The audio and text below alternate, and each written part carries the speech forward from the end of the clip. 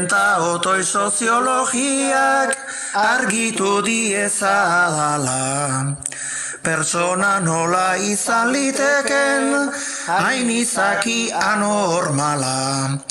Zeinek eta non idazten digun, jakingo banu osala. WhatsApp talde eta kuadriletako, hizketa gaien atala. Mezkita baten minareteak, ta elizako kanpaiak. Estatu ustez laikoetan, ikusten diren paisaiak. Gauza bakarrak sedatzen ditu, bizi ditugun garaiak. Lehen arazorik etzen lekuan, arazoak sortu nahiak. Burkalegea eraman zuten Espainiko Kongresura. Oraindik ere karekondarrak gordetzen diren lekura. Askok eskuak ekarri ditu zapigabeko burura. Eta eskuina ara sorpresa feminista bihurtu da.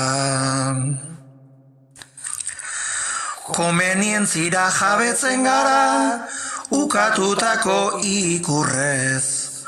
Honenta haren askatasuna bermatuko da egurrez.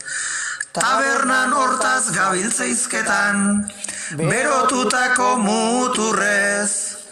Eta auzoko saharauia kanporatzeko beldurrez. Burkalegea eraitsi zuten pasa dezagun horria. Ea zeinote tokatzen zaigun hizketako gai berria. Orain terian horiena da gure arazo larria. Beste arazorik ez ikustea, bai dela izugarria. Animalia sentitzen diren gizakumeen zerrenda.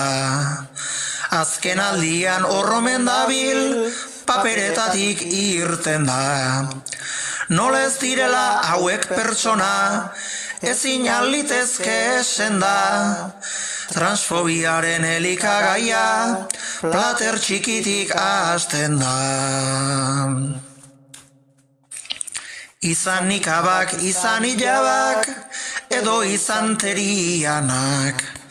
Denon begiak elkartzen ditu, jartzen diguten dianak.